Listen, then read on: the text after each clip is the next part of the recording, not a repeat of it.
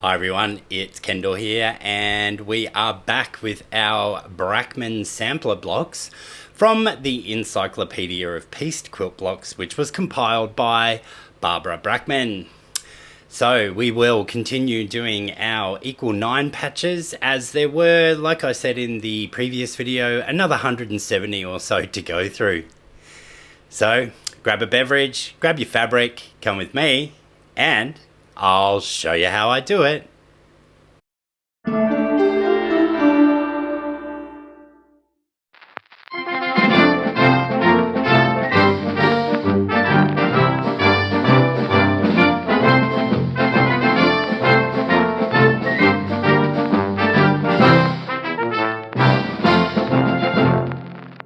Block number 1697 gives us the Queen's Petticoat block, which appeared in a late 20th century periodical called Needlecraft Today from 1979. Here's what it looks like on repeat, just set as is, without any changes, and it does create a few interesting secondary patterns. You can then separate it with some sashing and cornerstones, and the block itself is featured here, and I think the block is kind of weird and doesn't make sense to my brain. When you set it vertically and offset each other block, it just looks like a hot mess. Here is what it would look like on point, and again, it doesn't do anything for me, so we're not going to do this block. Let's spin the wheel again.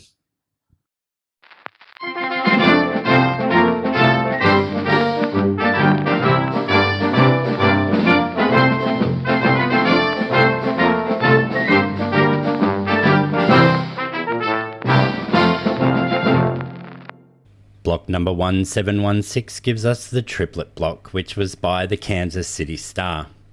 Now, patterns appeared in 3 periodicals, which were the Kansas City Star, the Weekly Kansas City Star, and the Weekly Star Farmer from 1928 through to the 1960s. Early patterns were McKim syndicated patterns, but in the early 1930s, there was a unique column that began filled with traditional and new designs by both staff members and readers of the periodicals. So here we are with all of our pieces cut out as per the cutting sheet that is linked in the description box below. And on there you will notice that next to the A and C, I do have the little diagram that tells you to cut these twice on the diagonal, and that is if you wanted to piece your quarter square triangles or hourglass blocks with individual pieces. What I'm going to go through and show you today is how to do it using the 2 at a time method, which is very similar to our half square triangles.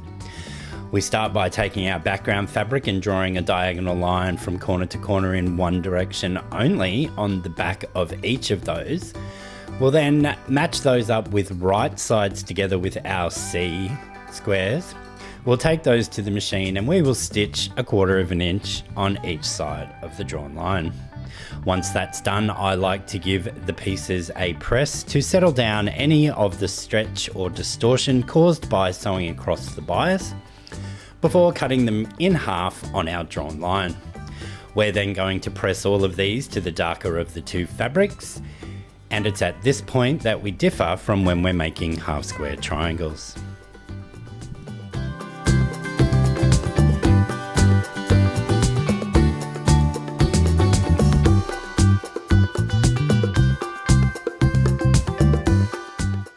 The next step here now is to layer these as if you were going to use my 2 at a time trim down method, but we're not actually going to trim them down. We're going to make sure that that seam allowance is nice and snugly nested, and the top one has the seam allowance pointing towards the top. This comes in handy when you feed it through your machine, and the feed dogs and the pressure foot help sandwich that seam together. Once we've got those nicely lined up, we need to once again draw a diagonal line across the block, dissecting our seam allowance as you can see me doing here, and then we once again take that to our machine and stitch 1/4 of an inch on each side of the drawn line. We'll do that for both of our sets. We will result in making 4 quarter square triangle blocks, and we only need 3 for our final block. And just like when I do my half square triangles, I like to give this a press first to set those seams before cutting it in half once again on our drawn line, and our quarter square triangle blocks will be revealed. What I like to do though is spin the intersection of seams. It's not really necessary as there's not a great deal of bulk, but it's just a habit that I got into. So we just need to give that a slight twist to open up that seam allowance. Sometimes you do need to bring in your little seam ripper, which mine has gone missing, so I've got this really tiny one, which in my man hands is troublesome. Then we just make sure that all of our seam allowances are going in the same direction before we give that a press down. I'll do that to 3 out of the 4 of these. As I said, we don't need all 4 for our final block, and then we will get ready to trim these down.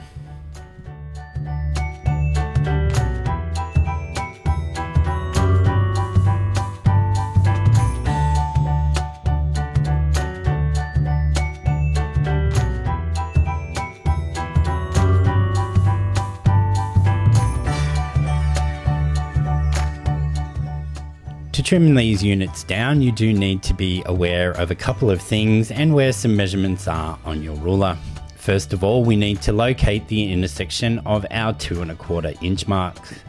That gets placed on the very center of our block, and we make sure that our 45-degree line goes along our seam line. We can then check in the lower right hand corner and the upper left hand corner that our 4 1/2 inch marks are dissecting those seam allowances before we trim away the first 2 sides. We can then just simply rotate the block, line up our 4 1/2 inch marks on those freshly cut sides. Make sure once again that our 45-degree line is across our seam allowance, and you can just double check that that point in the center is at the 2 1/4 inch mark. This works when trimming down to 4 1/2 inches. I apologize for the light glare. I don't see it while I'm filming the videos, but I am made very aware of it when I am editing afterwards.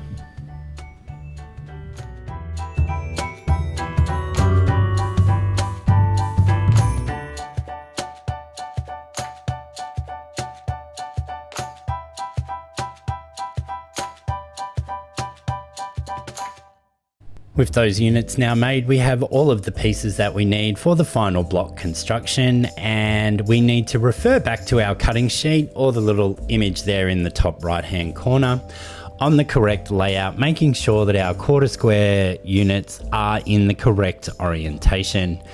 You should always have the background fabric touching your print fabric in all instances, putting your background fabric in that center row.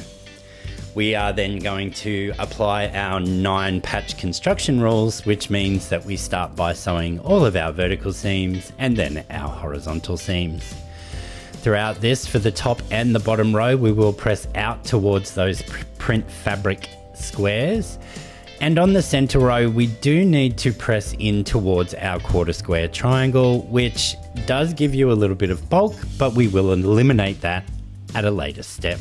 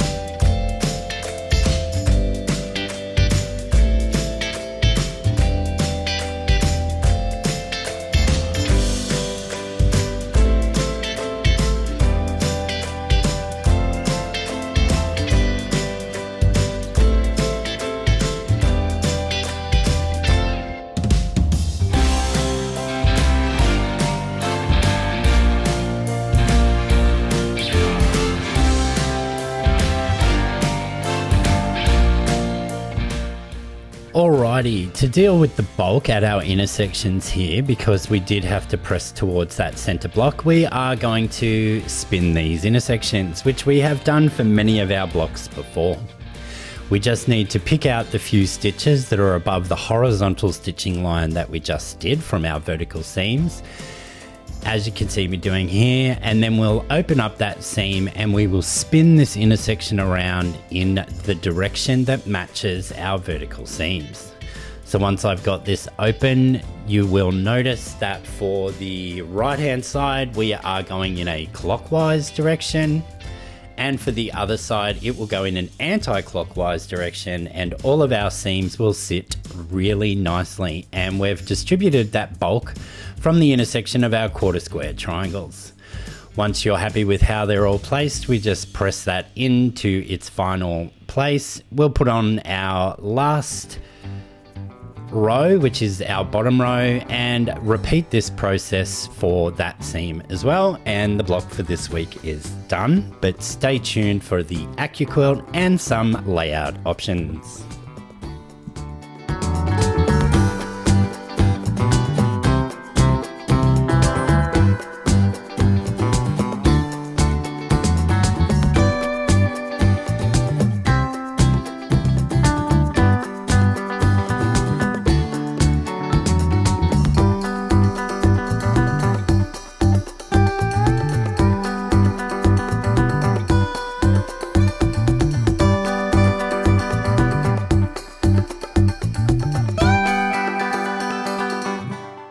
Now it is possible to make this block with your AccuQuilt, and you will need the 8-inch cube to result in a 12-inch block.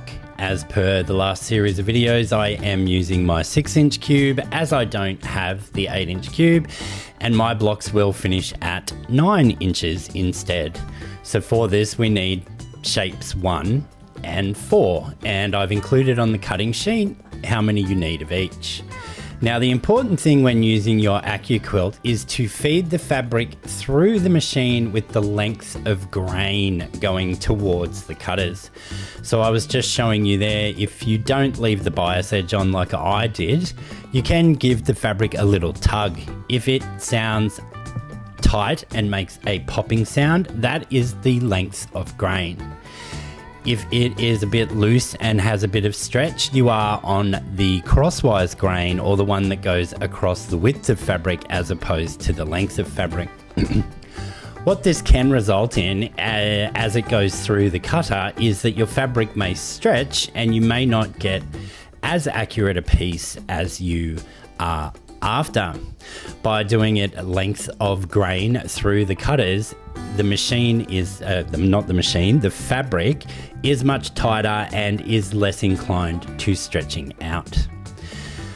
Line up all the rough cut pieces on your die boards, place the mat on top, and then roll them through whichever AccuQuilt cutter you have. I have the Go Me and just the Go. I don't have the electric one.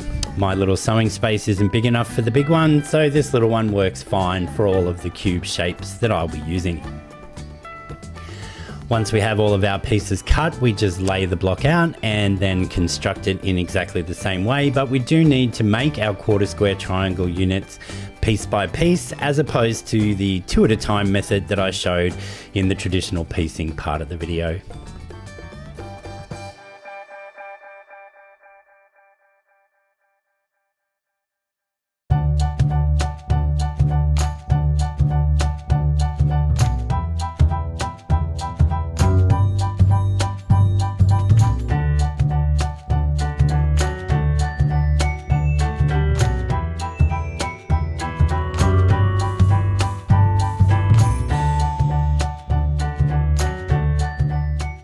You would have noticed throughout that footage that I was pressing my seams open, which is a habit I get into when I am piecing with either AccuQuilt or my Marty Michelle templates. It results in a much more accurate block for me, and the other thing you can do is a scant 1/4 inch seam, and that will also help with your accuracy. Here's a quick look at what the triplet block would look like on repeat, and I think that's okay, but how about we add some sashing and cornerstones and separate everything out so we're not having to match up our seam allowances. Another thing you could do is rotate every other block, as you could see in this one, which I think without sashing gives a much better final result. But here that layout is with some sashing and cornerstones to finish up the quilt.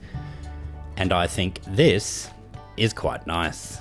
Once again, like many of our other blocks, this would look great, really scrappy.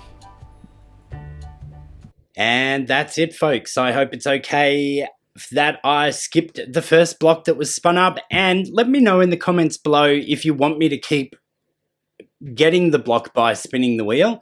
I actually think it's quite fun, and as we go through any that I don't do, I will give the history behind, because I think that that's important, and I'll try and also supply the cutting instructions for the blocks that we don't actually do as part of this video series. So once again, thank you so much for watching. If you've liked what you've seen today, hit that like button, share the video with a friend. You never know who may be interested in seeing what I'm doing here.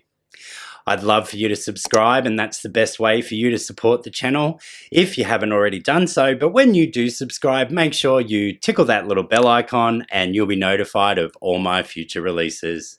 I'll see you all again real soon. Bye for now.